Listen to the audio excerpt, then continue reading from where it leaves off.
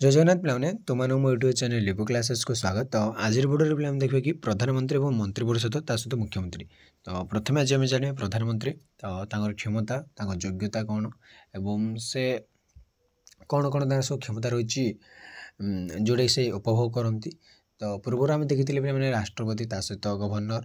तो जमी राष्ट्रपति होती केन्द्र शासन सांविधानिक मुख्य से भाई आमर प्रधानमंत्री होती केन्द्र शासन प्रकृत मुख्य है माने प्रकृत क्षमतार अधिकारी जदि आम कह।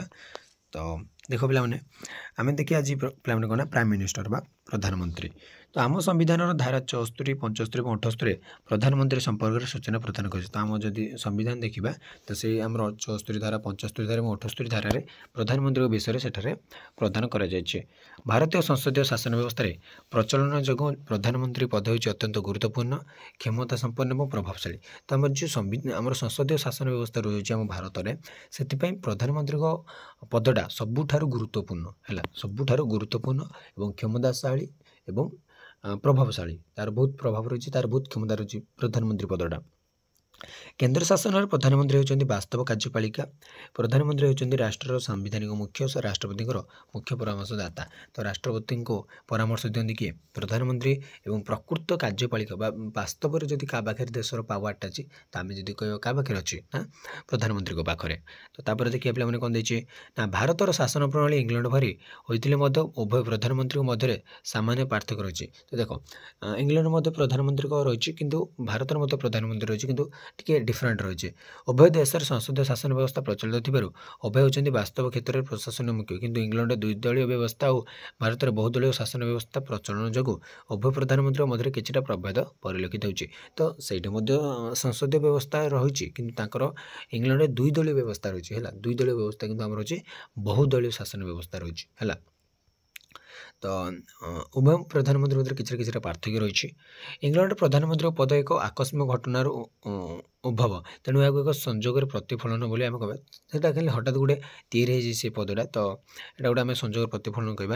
यार स्थिति संपर्क में इंग्लैंड किसी संविधान सूचना तार इंग्लैंड किसी ना संविधान प्रधानमंत्री विषय किसी ना। तो इंग्लैंड प्रधानमंत्री क्षमता वास्तव में परंपरा द्वारा स्वीकृत, पूरा परंपरा रही आसे। तो सेमती किसी एत पावर ना आम जब कह माने संविधान एत किसी ना ना है। इंग्लैंड प्रधानमंत्री परंपरा भांगी पारे ना, परंपराटा भांगी पारे ना।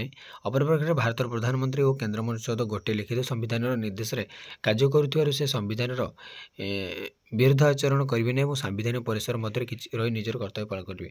आउ जदि आम देखा आमर कौन प्रकृत में केन्द्र सबुठ क्षमता क्या पाखे अच्छी प्रधानमंत्री पाखे अच्छी और मंत्री परिषद मान पाखे अच्छी। बोली कौन से मन इच्छा कम करेंगे ना, आम संविधान अनुसार ही से कार्य करेंगे। और जब संविधान जदि विरोध किसी आसे तो से कौन दंड पाइबार रही नियम रही। तो सेमती किए प्राय करेंगे ना, माने जड़े प्रधानमंत्री बा देशर से गोटे रक्षक। तो सी जदि संविधान मानवे नहीं, संविधान को कौन अणदेखा करेंगे ताहले मानव किए। तो भारतीय संविधान में उपप्रधानमंत्री संपर्क किसी ना, सेमती किसी उपप्रधानमंत्री बोली लिखा जाए ना। उपप्रधानमंत्री पदवी संपर्कित आम संविधान संपूर्ण निरव, किंतु अनेक मंत्रिमंडल यह पदर व्यवहार कर। उपमंत्री रही कि उपप्रधानमंत्री बोली किए ना। ये पदवी संविधान स्वीकृति न पाले केन्द्र बहुबार उपप्रधानमंत्री मैंने कार्य कर आसी मैंने अच्छा उपप्रधानमंत्री भाव के कार्य कर। तो कह गले होम मिनिस्टर ही माने गृहमंत्री जी से ही उपमुख्यमंत्री उपप्रधानमंत्री भाव में कार्य करते। तो मिलित सरकार सहयोगी दल मान मध्य समन्वय रक्षा करने बहुत समय पदवी सृष्टि करदि गोटे दल संख्यागरिष्ठता लाभ न कर पारा, जदि से मेंट सरकार तैयारी दुईटी दलर माने दुईटा दल मिसिक जदि सरकार गठन कर मो दलर जड़े प्रधानमंत्री है बोले तुम दल जी मुख्य नेता उपप्रधानमंत्री कहते माने उपप्रधानमंत्री बोले कौन टे कम क्षमता उपभोग करवा प्रधानमंत्री अनुपस्थित से प्रधानमंत्री दायित्व तुलाइब। एति ही क्षमता विशेष क्षमता ना वास्तव क्षेत्र में प्रधानमंत्री सहायता करने सहित प्रधानमंत्री स्वतंत्र दूत भाव से विभिन्न राष्ट्र गस्त कर भारत वैदेशिक नीति उपस्थापित करते। तो एत किसी पावा ना, बट से शासन क्षेत्र में साहाय्य करेंगे क्या प्रधानमंत्री को दूत भाव में कार्य करेंगे। तो प्रथम थर पर 1948 मसीह सरदार वल्लभ भाई पटेल, द्वितीय थर पर 1967 मसीह मोरारजी देसाई, तृतीय थर पर 1979 चरण सिंह और एटा कौन जगजीवन दम हाँ जगजीवन ना कौन गोटे मन पड़नी और चतुर्थ और पंचम थर पर 1999-1990 उपप्रधानमंत्री होते श्री लालकृष्ण आडवाणी वाजपेयी मंत्रिमंडल उपप्रधानमंत्री थिले। तो लालकृष्ण आडवाणी जितेबाला वाजपेयी सरकार थे अटल बिहारी वाजपेयी प्रधानमंत्री थे से उपप्रधानमंत्री थे। तो एमती थिला।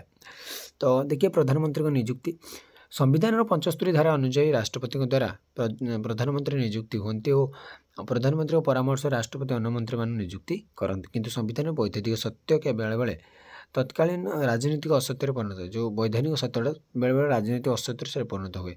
परंपरा अनुसार लोकसभा संख्यागरिष्ठ आसन लाभ करता दल नेता राष्ट्रपति प्रथम प्रधानमंत्री भाव में नियुक्ति करती। तो संख्यागरिष्ठता लाभ कर दलर नेता ही कौन प्रधानमंत्री रूपे नियुक्ति पाती। तो प्रधानमंत्री परामर्श अनुसार राष्ट्रपति अन्य मंत्री मानक नियुक्ति करती और से मध्य विभाग बंटन करते तापर से कौन विभाग गुड़ बंटन करते। तो साधारण निर्वाचन पर जदि लोकसभा कौन दल संख्यागरिष्ठता आसन लाभ कर पारा ना तेज यह परिस्थिति गोटे झुला संसदर सृष्टि हो गोटे झुला संसद तैयारी हम है से राष्ट्रपति प्रधानमंत्री बाछा खूब जटिल हुए जो झुला संसद स्टार्ट हो जाए है तो से प्रधानमंत्री बाछाटा बहुत कष्टकर हो जाए। एक क्षेत्र में राष्ट्रपति एपरी एक व्यक्ति प्रधानमंत्री पद नियुक्ति करते जैकि राष्ट्रपति द्वारा निर्दिष्ट और निर्धारित समय समय मध्य लोकसभा निजर सपक्ष संख्यागरिष्ठता समर्थन प्रमाण करने को समर्थ हेबे। यही समय कौन हम ना राष्ट्रपति एमती जन प्रधानमंत्री भाव में बाछे जी कि से 6 मास कि 8 मास कि 4 मास भितर निजर कौन संख्यागरिष्ठता लाभ करमती लोक से गोटे बाची था। जदि कौन दल बा मिलित दल संख्यागरिष्ठता हासिल कर अक्षम होती तेज राष्ट्रपति पुनर्बार निर्वाचन पर आदेश देवे। तो पुणी थे आउे निर्वाचन कर निर्देश आसब। तो प्रधानमंत्री नियुक्ति क्षेत्र में राष्ट्रपति क्यों पथ अवलंबन करेंगे से सरकारी कमिशन केतोटी सुपारिश कर राष्ट्रपति प्रथम लोकसभार संख्यागरिष्ठ आसन लाभ कर दलर नेता को आमंत्रण कर प्रधानमंत्री पद नियुक्ति करेंगे। तो जो राष्ट्रपति क्या देखिए प्रधानमंत्री नियुक्ति करेंगे तो सेटा देछि ना राष्ट्रपति प्रथम लोकसभार जी संख्यागरिष्ठता लाभ कला तार दलर नेता को प्रधानमंत्री पद नियुक्ति करेंगे। झुला संसद क्षेत्र में जितेबाला कौन गोटे दल संख्यागरिष्ठता हासिल करते से राष्ट्रपति एकक संख्यागरिष्ठ दलर नेता को प्रथम आमंत्रण करें माने एकक संख्यागरिष्ठ जी मनकर 100टा सीट्रु जी मनकर 30 20 45 50 एमती जी टी मनकर 45टा रखी आउ मिसिकी रखी के 55टा बट से मेट करना आ सहित मत कि मिशुना ताली जी 45टा जी अधिक रखिदिव से भितर सी रही है। तो जदि से प्रधानमंत्री दायित्व ने अक्षमता प्रकाश करते तेज राष्ट्रपति प्राक निर्वाचन मेंटर नेता को प्रधानमंत्री पद ग्रहण करने अनुरोध करेंगे। जदि एपरी कौन मेंटर न था मेंटर नेता निजर आशा मत राष्ट्रपति को जनाती तेज राष्ट्रपति निर्वाचन परवर्ती मेंटर नेता को प्रधानमंत्री दायित्व ग्रहण कर मंत्रिमंडल गठन कर अनुरोध करेंगे। तो विभिन्न प्रकार रही है परवर्ती निर्वाचन परवर्ती मेंटर सब गठन करेंगे। तापर निर्वाचन पर कि मेंट हे तो नहीं जन नेता को लेकिन प्रधानमंत्री गठन कर। तो निर्वाचन परवर्ती मेंट गठन घोड़ा बेपार सभ्य किଣା बिका होबार विशेष संभावना थाए और राजनीति अंककोश शेष मुहूर्त माने बहुत पूरा जटिल विषय हो जाए है।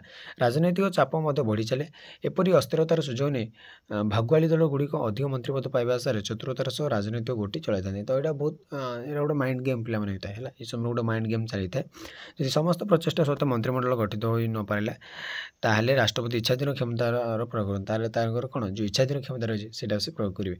उदाहरण स्वरूप 1990 नवेम्बर मसरे विश्वनाथ प्रताप सिंह इस्तीफा देवा तत्कालीन राष्ट्रपति श्री आर वेंकटरमण चंद्रशेखर को प्रधानमंत्री रूपे नियुक्ति करते जो चंद्रशेखर प्रधानमंत्री रूपे श्री वेंकटरमण बाची 1990 मसीह। तो साधारणतः मंत्रिपरिषद लोकसभा निकट दायी रही प्रधानमंत्री लोकसभा सभ्य होगा कथा किंतु प्रधानमंत्री राज्यसभार सभ्य होबार किसी आईनगत बाधा ना से लोकसभा निकट दायित्व से लोकसभार सभ्य होगा कथा किंतु से राज्यसभार सभ्य हो पारे सेमती किसी ना।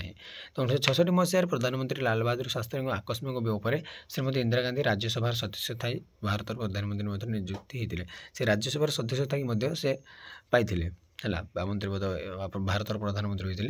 तो देखिए भारत प्रधानमंत्री कौन तो प्रथम थे आम जवाहरलाल नेहरू 1899 से 1964 पर्यंत जन्म थे 1899 1964 पर्यंत से मृत्युवरण करते। तो कार्यकाल थी के 15/8/1947 में जो दिन देश स्वाधीन है तापर 27/5/1964 पर्यंत से मृत्युवरण पर्यंत से प्रधानमंत्री दायित्व थे। आसले गुजरीलाल नंदा से अस्थायी भाव माने कम दिन से 27/5 9/6/1964 जाते तार आसले लाल बहादुर शास्त्री है। तो 9/6/1964 ରୁ 1966 से 2 वर्ष ପାଇଁ। ତାପରେ ଆଉଥରେ ଗୁଜରାଲାଲ ନନ୍ଦା ଆସିଲେ ଦୁଇଥର ପାଇଁ। ତ ସେ ମଧ୍ୟ ଅସ୍ଥାୟୀ ଭାବେ ରହିଥିଲେ 1966 ରୁ 11/6 ମାନେ 5 ମାସ ରହିଥିଲେ 5 ମାସ ରହିଥିଲେ ହଁ ସରି ପିଲାମାନେ 7 ମାସ ରହିଥିଲେ ହେଲା। ତ ତାପରେ ଆସିଲେ ଇନ୍ଦିରା ଗାନ୍ଧୀ 66 ରୁ 77 11 ବର୍ଷ କାଳ। ତାର ଆସିଲା ମୋରାରଜୀ ଦେଶାଇ ଆଉଥରେ ଆସିଲେ ଏମିତି କରି। ତ ଅଟଳ ବିହାରୀ ବାଜପେୟୀ ମଧ୍ୟ 2 ଥର ହୋଇଥିଲେ 3 ଥର ହୋଇଥିଲେ। ଅଟଳ ବିହାରୀ ବାଜପେୟୀ 16/5/1996 ରୁ ସେ କେତେ ଦିନ ମାନେ ସବୁ ତାଙ୍କର ସରକାର ଚାଲିଥିଲା 15 ଦିନ। ତ ତାପରେ ଆଉଥରେ ସରକାର ଚାଲିଲେ କେତେ ଦିନ ଗୋଟେ ଆମର ଟର୍ମ ଗୋଟେ ଫୁଲ୍ କଲା ମାନେ 3 ନମ୍ବର ବେଳୁ ତାଙ୍କ ଟର୍ମ ଗୋଟେ ଫୁଲ୍ ହେଲା 5 ବର୍ଷ 1999 ରୁ 2004। ତା ପୂର୍ବରୁ 1998 ମାନେ 1 ବର୍ଷ ପାଇଁ। ତାର ଗୋଟେ 13 ଦିନିଆ ଯେଉଁ ଏଇଟା 16-13 ଏଇଟା 13 ଦିନିଆ କରିଥିଲେ 13 ଦିନିଆ ନା ସେ 15 ଦିନ ଏମିତି କ'ଣ ଥିଲା। ତାପରେ ଆମର ତ ନରେନ୍ଦ୍ର ମୋଦି 2014 ପର୍ଯ୍ୟନ୍ତ ଶାସନରେ ଅଛନ୍ତି। ତ ଆଜି ପାଇଁ ପିଲାମାନେ କ୍ଲାସ୍ଟିକୁ ଏଇଠି ରଖିବା। ପରବର୍ତ୍ତୀ କ୍ଲାସ୍ ଦେଖିବା ପ୍ରଧାନମନ୍ତ୍ରୀଙ୍କ କ୍ଷମତା ଓ କାର୍ଯ୍ୟାବଳୀ। ତ ଆଜି ପାଇଁ କ୍ଲାସ୍ଟିକୁ ମୁଁ ଏଇଠି ରହୁଛି। ଜୟ ଜଗନ୍ନାଥ।